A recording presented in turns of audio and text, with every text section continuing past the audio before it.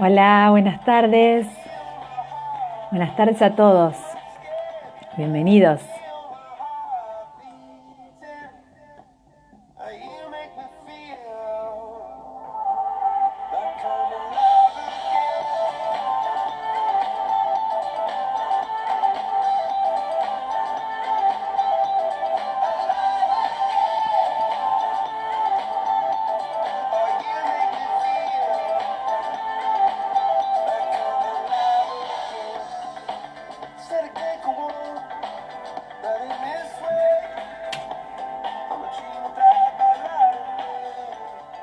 Bueno, se están uniendo un montón de gente conocida y gente que no tanto, gente que se está sumando a este encuentro, qué lindo.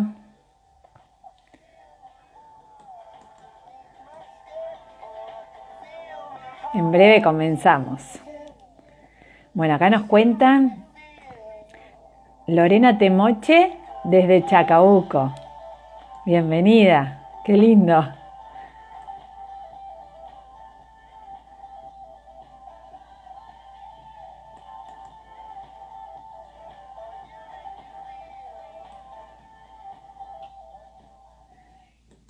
Bueno, buenas tardes.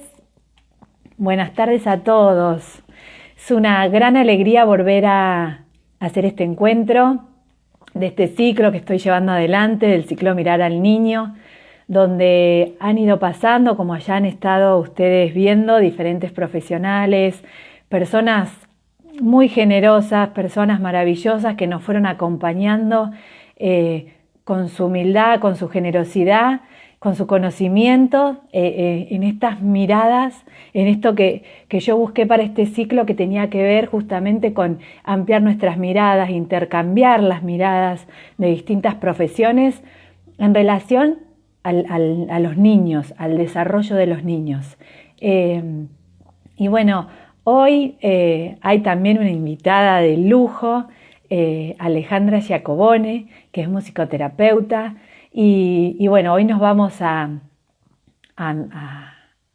dedicar a la sonoridad. Nos vamos a meter, ya estuvimos el lunes feriadito, el 17 de agosto, ya estuvimos adentrando en este mundo de los sonoros junto a Clarisa Alvarado y hoy vamos a seguir profundizando junto a Alejandra. Así que, sin más rodeos, la voy a invitar a Ale.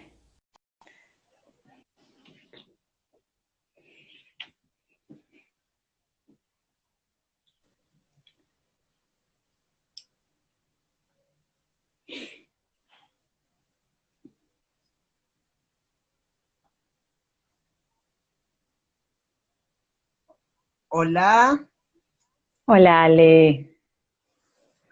¿me ves No te bien? ¿Me vemos. ven bien? No, no te vemos. Ay, a ver, tenemos, a ver, Quizá tengas que dar vuelta a la cámara.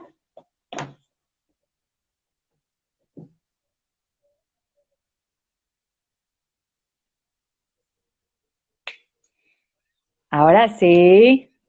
Perfecto. bueno, ahora hice al revés, ahora di vuelta a la cámara, pero bueno, tengo que dar vuelta a la cámara cada vez que me conecto. ¿Cómo estás, Ale? Bien, bien, muy bien. Bueno, muchas gracias por la invitación. Un placer hablar de los niños.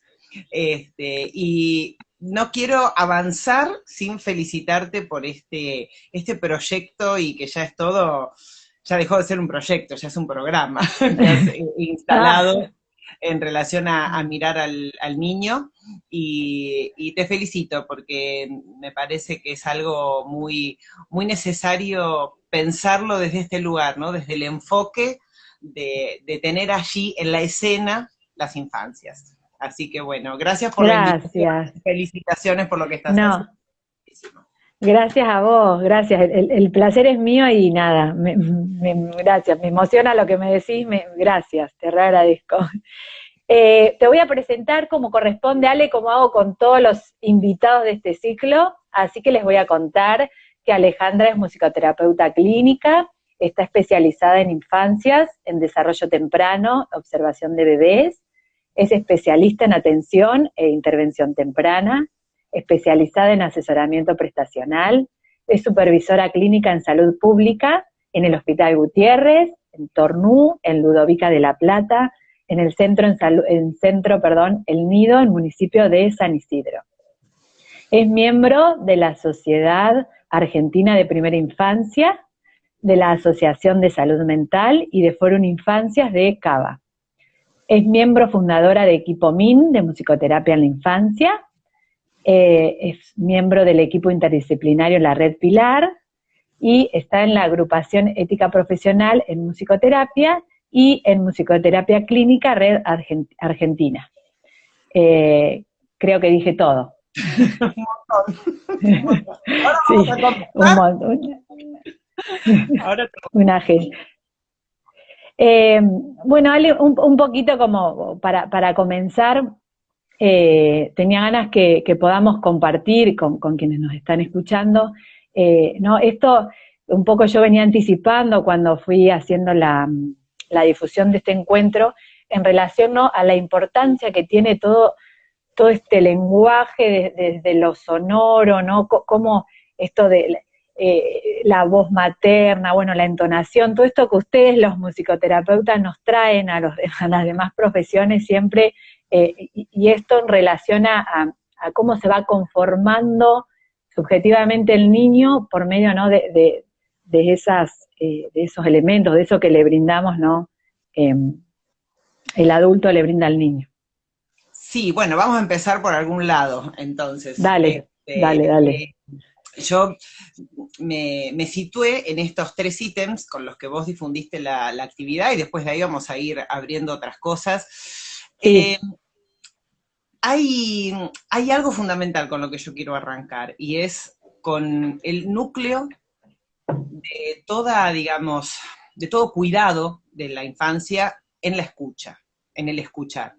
Porque para hablar de juego vocal, para hablar de entonación, para hablar del lenguaje sonoro como, digamos, parte fundante del vínculo temprano y de la constitución subjetiva, tenemos que ubicar la escucha en el núcleo de todo lo que vamos a estar conversando y charlando, porque bueno, si hay algo que define y que ubica la musicoterapia en un lugar diferente de la terapia musical, que es como la prehistoria de la musicoterapia, ¿no?, la aplicación de música es justamente esto, la escucha, una manera especial, particular, de escuchar a las personas. En este caso, bueno, vamos a hablar de niños, y es mi especialidad, yo me dedico a eso, para poder, digamos, como plantear un montón de cosas que vamos a ir diciendo.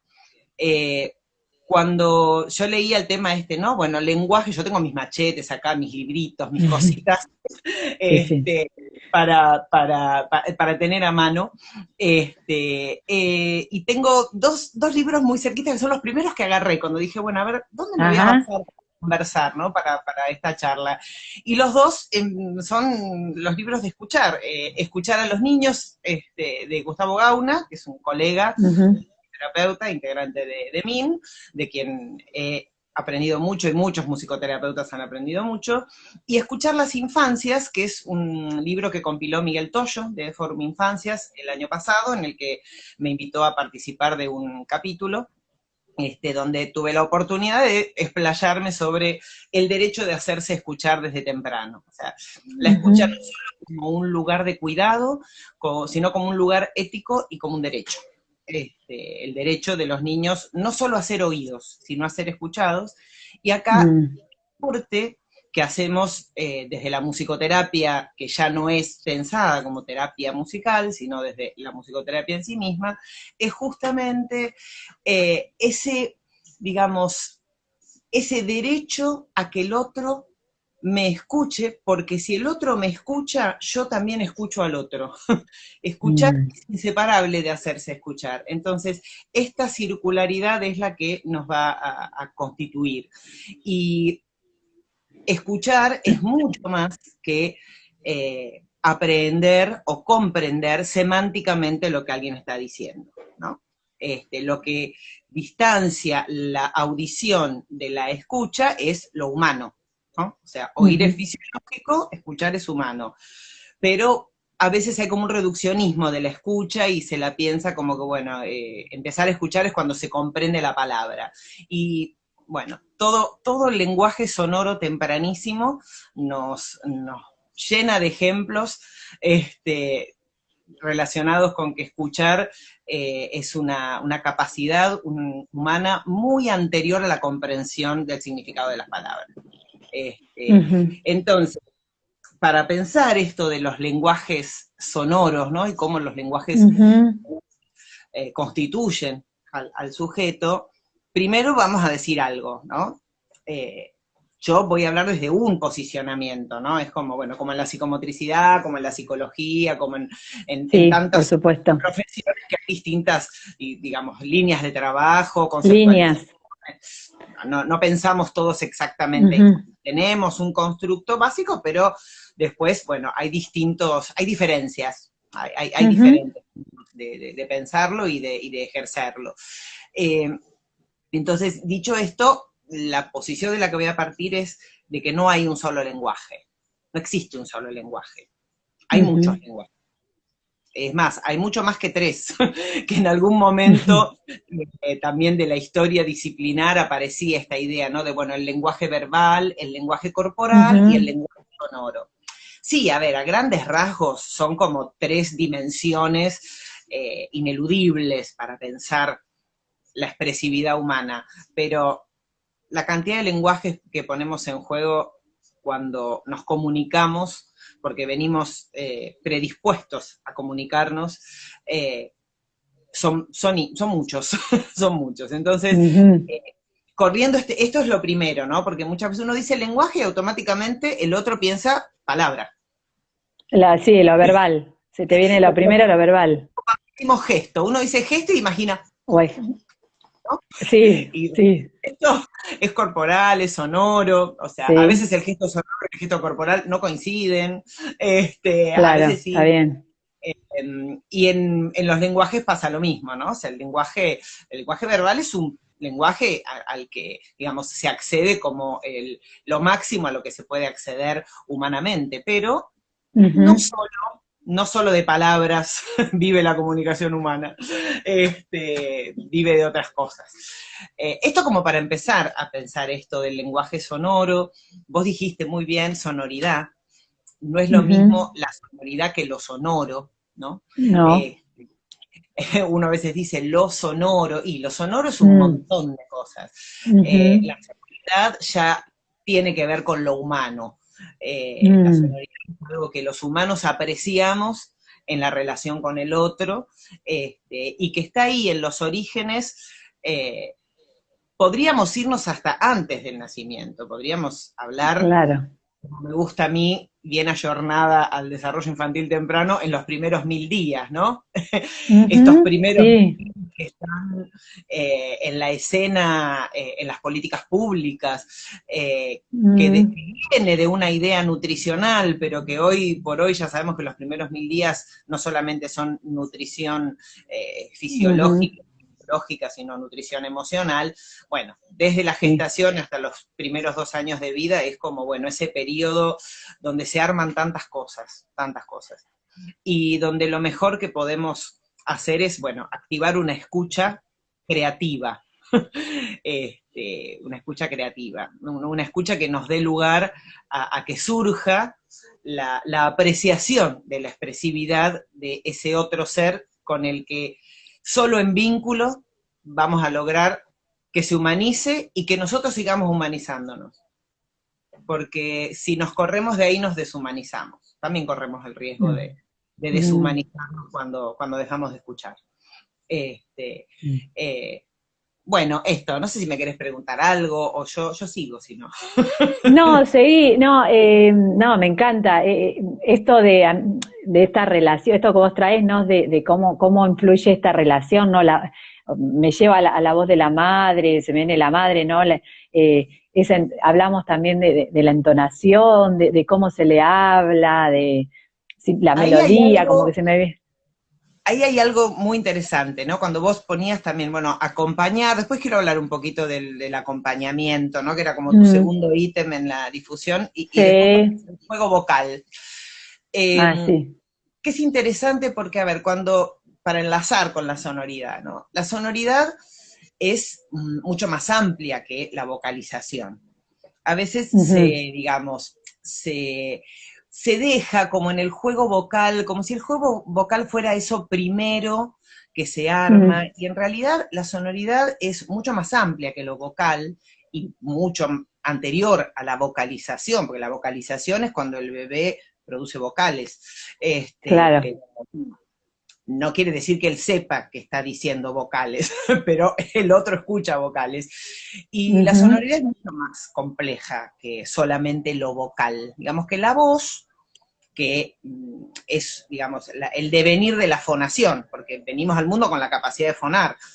Ahora, esa fonación tiene que devenir voz, no viene como ujú, voz. Y tampoco la voz es la palabra. Viste que con la palabra voz hay un reduccionismo mm, completo, ¿no? Porque a veces queda o del lado de la fonación, ¿no? O del ujú, lado de el reduccionismo casi poético, las voces de los niños, y uno escucha mm, niños, sí. está bien, Mm, sí, hablan y sostienen el decir con la voz, pero la voz es mucho más que solamente el soporte del decir verbal, ¿no? El decir de las palabras. mm, Es más, hasta uno a bien. veces escucha o ve o aprecia que se usa la metáfora, las voces, vamos a escuchar distintas voces y estamos leyendo. Mm, Ni siquiera estamos es escuchando verdad. que sostiene o que soporta ese decir verbal.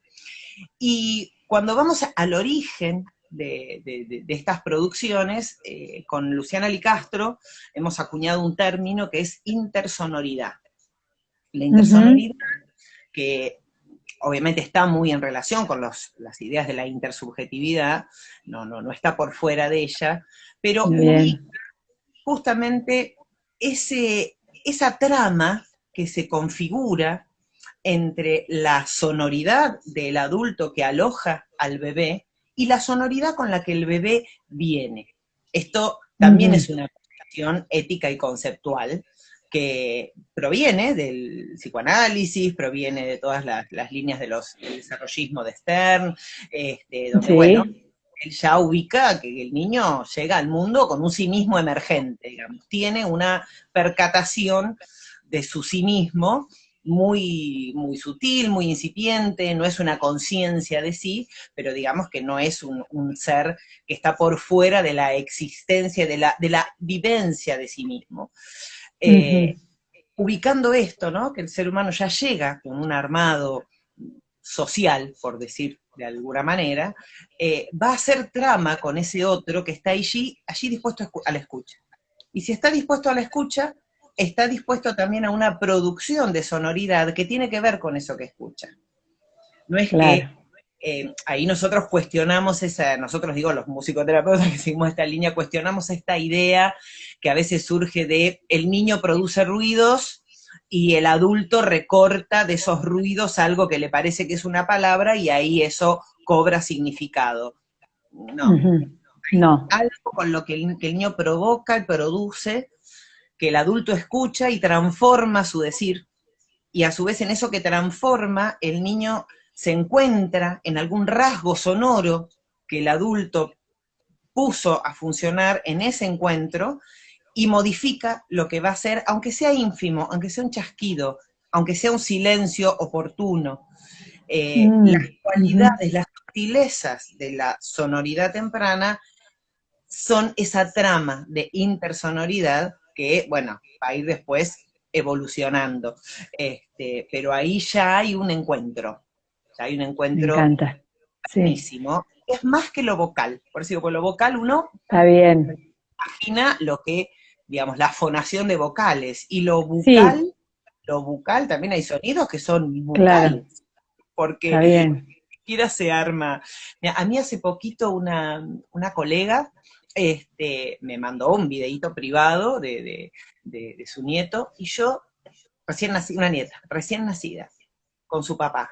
Y yo escuchaba, cualquiera podría escucharlo, no se puede difundir porque es un video privado, pero la Sí. cantidad de cualidades sonoras que había en esa bebé recién nacida y la sonoridad de ese papá, cuando todavía no hay mirada, cuando ni siquiera Mm, existía la posibilidad, todavía no había sido agarrada, estaba acostadita y había un papá hablándole y canturreándole, y se armó mm, toda una alternancia de producción, silencio, calma, eh, maravilloso, ¿no? mm, Y bueno, ahí viene el otro cuestionamiento, ¿no? En relación a eh, la mirada sola no puede configurar. Se mm. necesita la sonoridad y el cuerpo para que eso configure un todo donde el otro se sienta alojado. El otro es alojado en la Mm. sonoridad, en el cuerpo y en la mirada. Ahí recién una persona ponía, ¿no? Esto de como que se da en el entre, ¿no? ¿No? Eso de la que vos traes de la sonoridad. Y Sí, también esto que vos decís, cuando en el encuentro con María Escudé, que fue una de las fonoaudiólogas que compartimos, eh, sí. ella en un momento decía, bueno, a veces los papás consultan, ¿hay que hablarle al bebé? Sí, digamos, ¿no? Entonces me vuelve todo esto de no hay que hablarle, esto de que vos traes, ¿no? De cómo hablarle, como que volvemos a toda esta importancia de, sí, obvio que uno a veces dice obvio que hay que hablarle, pero bueno, a veces no.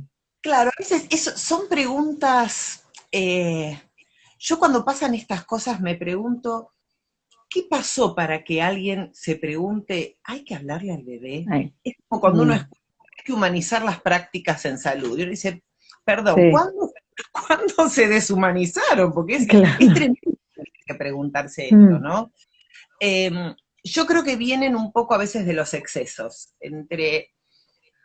Digamos, el cuidado de los niños navega entre el exceso y la carencia. mm, Cuando un adulto se dispone realmente, se posiciona en que en su práctica va a ser una práctica de cuidado, sea madre, tía, terapeuta, maestra, cuidadora, sea cual sea la mm, función que uno esté cumpliendo con un niño, realmente la ética del cuidado es ese navegar entre el exceso y la carencia. Entonces, mm, el contexto cultural. ¿Hay que hablarle a un niño? Sí, por supuesto. ¿Cómo no? mm, ¿Hay que cantarle? Sí, por supuesto. ¿Hay que tocarlo? Sí, por supuesto. ¿Hay que mm, abrazarlo? Sí, por supuesto. Hay que darle de comer. Son como cosas básicas, ¿no? O sea, todo eso, sí. Ahora, mucho, claro, poco, porque sí, en el hay que hablarle, por ejemplo, al margen del cómo, porque a un bebé no se le habla igual, pero naturalmente, no es que uno dice, bueno, ahora que le vas a no, hablar al bebé, te voy a enseñar cómo. Si te mm, voy a enseñar cómo se le habla a un bebé, hay algo que está mal. Hay un vínculo que hay que alojar y sobre el que hay que trabajar. Porque lo sí, natural es que uno diga, que uno active lo que es el materné, que tiene mucho que ver con la sí, infancia. Pero el materné es sí, universal, es algo que nos pasa a todos, y que yo siempre que hablo de esto retomo la idea de no debería llamarse materné, porque es como que es materné, es paterné. El materné tiene una bajada de género, ¿no? Como si fuera de solo claro, de la este, madre. por eso, estoy diciendo materné porque así todos ubican de qué hablo, pero en realidad no me estoy refiriendo al materné dicho por una figura materna femenina, sino por un Ujú, adulto dispuesto al encuentro con un bebé. Un adulto disponible al encuentro va a activar naturalmente. ¡Oh, Conchita, bonito! Bueno, va a hablar de mm, esa manera. Ese modo de hablar es lo mejor que le puede pasar a un bebé, es lo mejor que le puede pasar claro. a un niño. Cuando eso no pasa, es un signo de riesgo. Cuando el Mm, adulto que está cuidando al niño no activa esto, es un signo de riesgo. Ahora, cuando en ese modo de hablar hay una exageración, también hay que parar la oreja, porque a veces ante distintas situaciones, distintos sufrimientos en el que una persona se pueda encontrar, puede exagerar de tal manera esto porque está taponando otro dolor, Otra cosa. otra dificultad. Lo mismo que en el hablar todo el tiempo, ¿no? Hubo un tiempo, hubo una línea de trabajo también que hizo mucho hincapié en al niño hay que hablarle todo el tiempo, tal cual como lo estoy diciendo. Eso yo lo he leído escrito en cuadernitos de comunicados de niños integrados en escuelas. He leído, importante hablarle todo el tiempo. Esto es tremendo, al niño hay que hablarle sí, pero no todo el tiempo. Porque nosotros ahora vamos a compartir un rato, a estar una hora hablando, después en algún momento hay que parar de hablar. No podemos Obvio, hablar. claro. Ale, vos habías compartido hace poco una frase, ahora se me vino que decís, de esto del hablar y no dar espacio al otro, ¿no? Lo habías compartido en Instagram, lo vi también, Clarisa lo había puesto de esto le hablaba, no me acuerdo cómo arrancaba, pero le habla y le habla y le habla y... Estaba viajando a ver qué era. Sí, yo bueno, hace muchos años que conceptualizo la práctica, ¿no? O sea, todo esto de lo que estamos conversando viene de la práctica clínica. Yo me recibí de musicoterapeuta hace 30 y pico de años, y ejercí la musicoterapia clínica siempre. Siempre. Y a medida que fui, digamos, desarrollando mi práctica, nutriéndome, estudiando y demás, fui incursionando en otros terrenos, como el de las políticas públicas, el de la capacitación y el de la llegada a los cuidadores de niños pequeños con estas ideas acerca de escuchar al niño y dar lugar a la musicalidad y a la sonoridad. Y tengo materiales escritos, bueno, escribo, tengo libros y artículos, pero también tengo, viste, uno siempre tiene algo y la cuarentena ha hecho que salieran. Oh, Tengo algunas cosas más poéticas escritas al qué respecto. bueno. Que son cositas que fui escribiendo y guardando, y bueno, siempre el fragor de la lucha lleva al texto científico, al texto sesudo, Sí. y eso que publiqué, no lo tengo acá a mano, si no lo leía, tenía que ver con eso, ¿no? Bueno, justo me había pasado algo con un paciente, porque todo deviene de la clínica, y me había acordado Claro. mucho de eso que había tenido que ver con otro paciente también, ¿no? De una mamá que, bueno, le hablaba todo el tiempo, y cuando ya no tenía más que decir, porque no había respuesta verbal, había otras respuestas, pero no había respuesta verbal, le empezó a cantar y le cantaba todo el tiempo. Entonces, Claro. el exceso de palabra como el exceso de música es devastador, deja al otro en la nada misma. Por eso digo, hasta que alguien escuche, ¿no? Si alguien se pone a escuchar, lo que va a aparecer, ahí alguien lo está... Sí, estaba viendo eso, que se me cortaba. como no Ahora habla, lo le leo. habla, dale, Ahí está. léelo. No, léelo vos. Como no habla, le habla todo el tiempo. Le nombra todo lo que se ve, le verbaliza todo lo que hace, le pregunta y se responde. Cansada de hablarle, todo el tiempo le canta. Le habla cantando. Espérate que acá no veo más. Ahí se cortó. No debe haber Ahí se sido. cortó. Bueno, le habla cantando. Y cuando pues es que esto yo lo escribí así, tal cual como lo publiqué, hace muchos años, no me acuerdo cuántos. Y cuando lo volví a ubicar y lo publiqué, encontré tantos otros, ¿no? Tantos otros sufrimientos, ¿no? De familias, de padres, de madres, que ante la desesperación de un hijo que no habla, hay un relleno de ese no hablar, porque a lo mejor no se han dado la oportunidad de escuchar, y cuando uno se da la oportunidad de escuchar, resulta que los niños no son mudos, Claro. resulta que hay producciones posibles a las que se les puede hacer oído, que se puede compartir el silencio, que hay un derecho al silencio también, y que nombrarle a un niño todo lo que está haciendo o todo lo que está tocando no es saludable, esto de dosificar. dosifiquemos cuánto le hablamos, sí hay que hablarles por supuesto, pero cómo, de qué manera, con qué cuidado. La dosificación es una de las cosas más complicadas, sobre Es todo difícil, ahora, claro. sobre todo Ahí, ahora. justo ahí había una pregunta que hacían que era, ¿qué nos guía entre el exceso y la carencia? ¿No? Especialmente en la intervención, decían. Bueno, eh, yo lo dije en general, ¿no? Como que Sí, sobre sí, esto yo sí.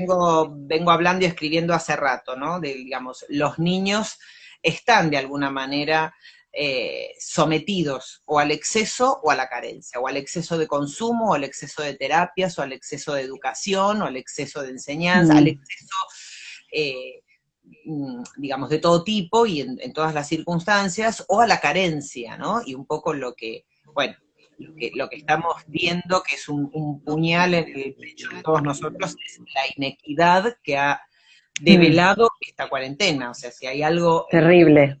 Mm, nos están gritando en silencio, es mm, la tremenda inequidad, el tremendo sufrimiento y el desafío que tenemos de, de hacer surgir allí, digamos, de escuchar allí la belleza posible, ¿no?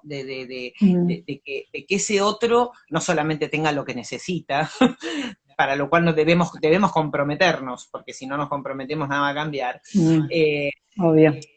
la carencia también a veces es una carencia de escucha, es una carencia no solamente del derecho al acceso a ciertas cosas, sino, bueno, el derecho a los cuidados, el derecho al respeto también por lo Mm, público, ¿no? Decíamos, bueno, pero no sí, toda la cultura se habla hasta por los codos como hablamos nosotros, no.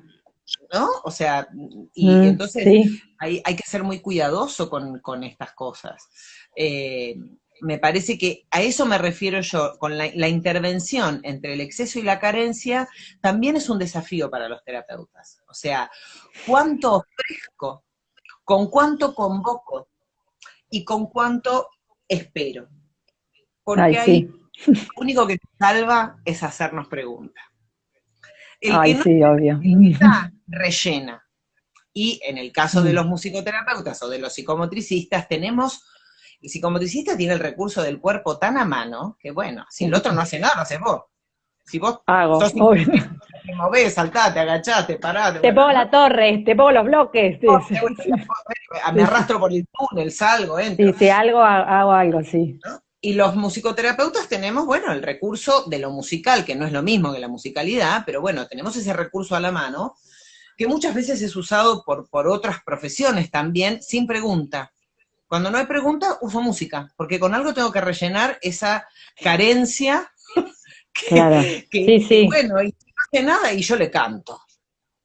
sí. Entonces yo canto y así, bueno, paso el rato y no me angustio tanto, ¿no? O sea, ¿qué me pasa a mí que me ¿Qué lleva nos a pasa a producir, nosotros? Claro, música? obvio.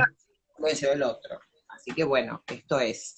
Y hay algo que me parecía también importante cuando hablábamos, que no quiero que se me pase porque es interesante, es Sí. esto de la entonación, ¿no? Que vos lo trajiste, pues se ve que lo habías hablado Mm, con Clarisa también, de la entonación. Cuando yo hablé de intersonoridad y cuando me refiero al materné, ahí también es importante, algunos musicoterapeutas hacemos una clara distinción entre la entonación y la prosodia.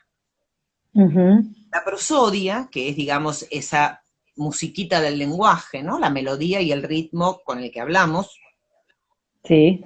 digamos, si no tuviéramos prosodia, bueno, seríamos máquinas de producir, sí, Claro, monótono. el mensaje automático, el traductor de Google, qué sé yo, Claro.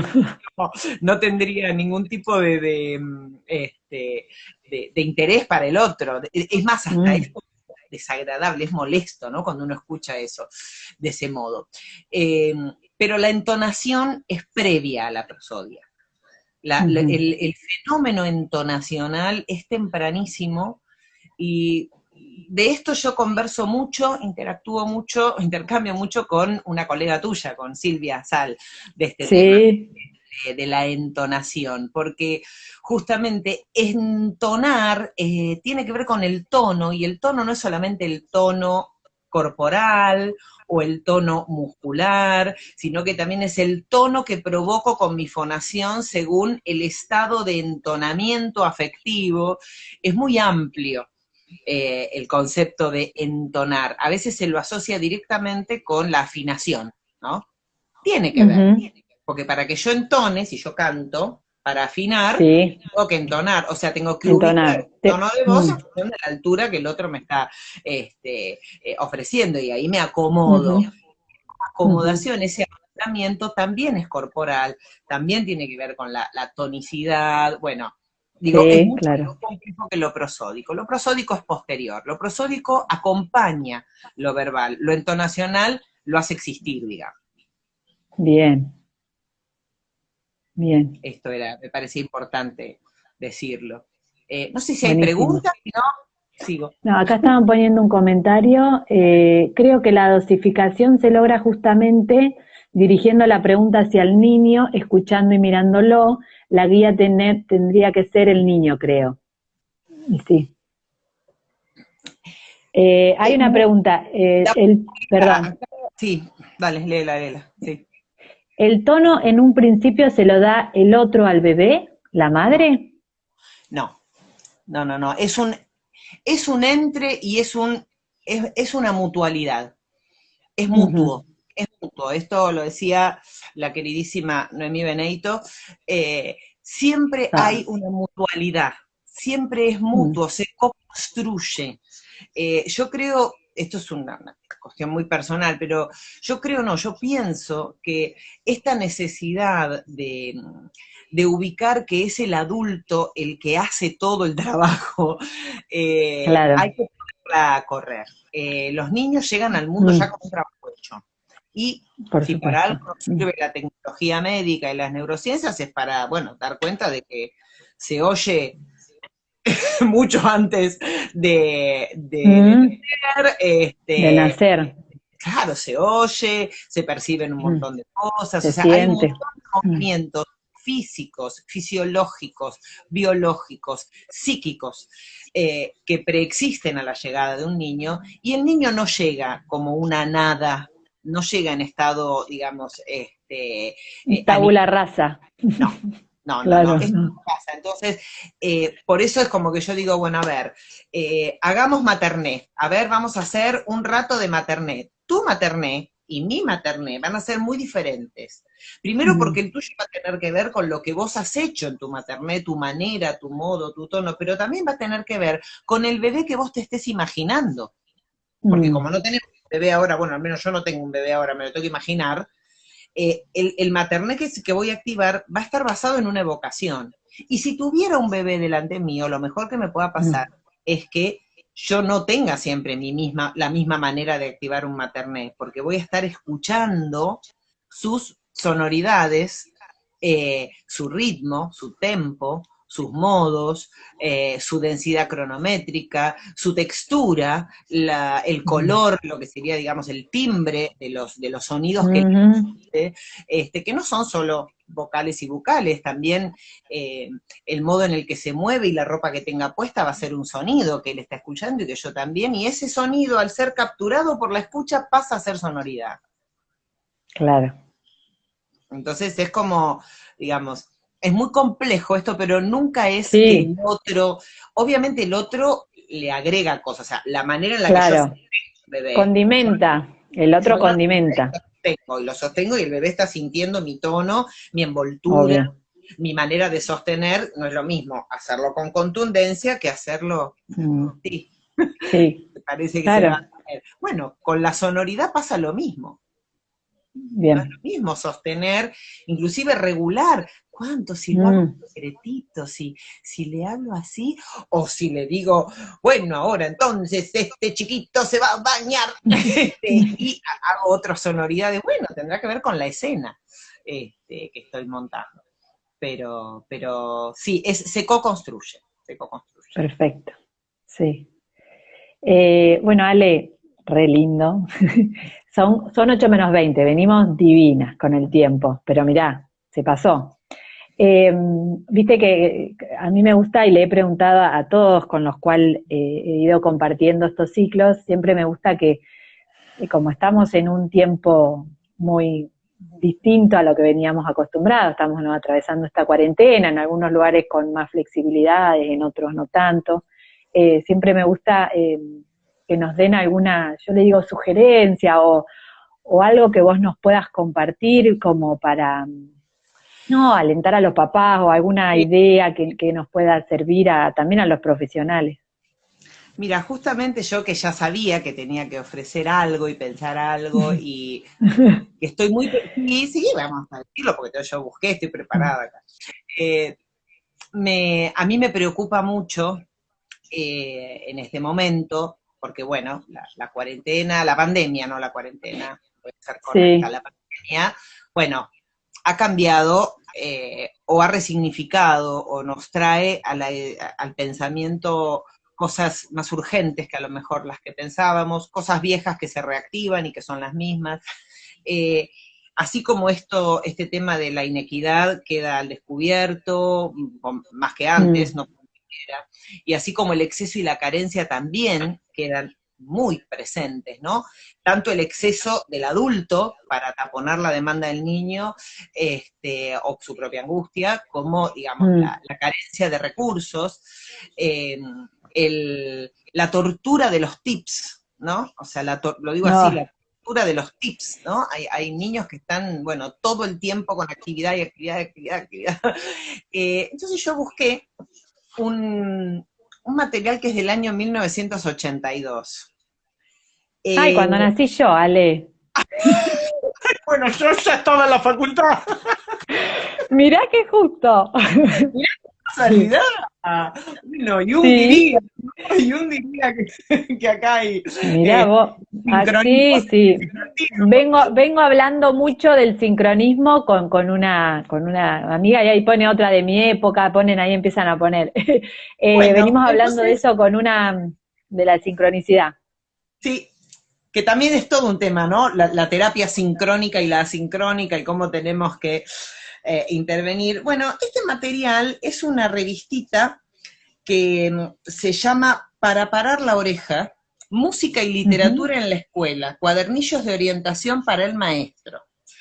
Esto, el equipo que hacía estos materiales, es un equipo formado por María Teresa Corral, o sea, docente de música y, ajá. digamos, modificadora de la manera de pensar la música en la escuela y en el nivel inicial sobre todo, junto con, bueno, Judith Koski, Pepa Vivanco, también muy Ujú. conocida como, digamos, músicas dedicadas a la docencia musical.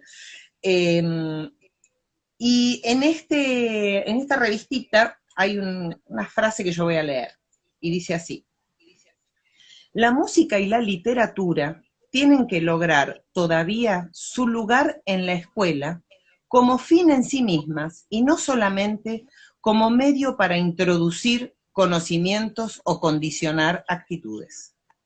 Muchas veces una canción rica y de múltiples posibilidades queda convertida en la canción de lavarse las manos o un cuento Mm, en el que sirve para enseñar onomatopeyas. Se destaca así una parte de la obra que resulta útil para objetivos de muy corto alcance y se olvida la obra como tal. Frente a este problema, queremos destacar que hay siempre un objetivo prioritario en el trabajo con las obras musicales o literarias: promover la percepción global del cuento o de la canción, permitir que se disfrute con ellos y contener y canalizar las emociones que pueden provocar en los niños. Y yo a esto le agregaría, y las emociones que pueden provocar en nosotros. Cuando y nosotros sí. compartimos un cuento con nuestros niños pequeños, cuando compartimos música con nuestros Mm, niños pequeños, no debe ser un uso utilitario, no debe ser un relleno de lo que no podemos hacer de otra manera. Eh, lo mejor, digamos, que yo puedo recomendar es eso, que los padres, los cuidadores, los terapeutas, cuando echen mano de la literatura, cuando echen mano del cuento, cuando echen mano del juego, eh, descompriman tendencia a jugar para aprender algo, porque igual eso está sucediendo y lo que mejor se aprende es el disfrute con el otro, Obvio. disfrutar, sobre todo, bueno, en estos tiempos tan difíciles que estamos viviendo, no nos olvidemos de disfrutar, de usar lo que tenemos para disfrutar.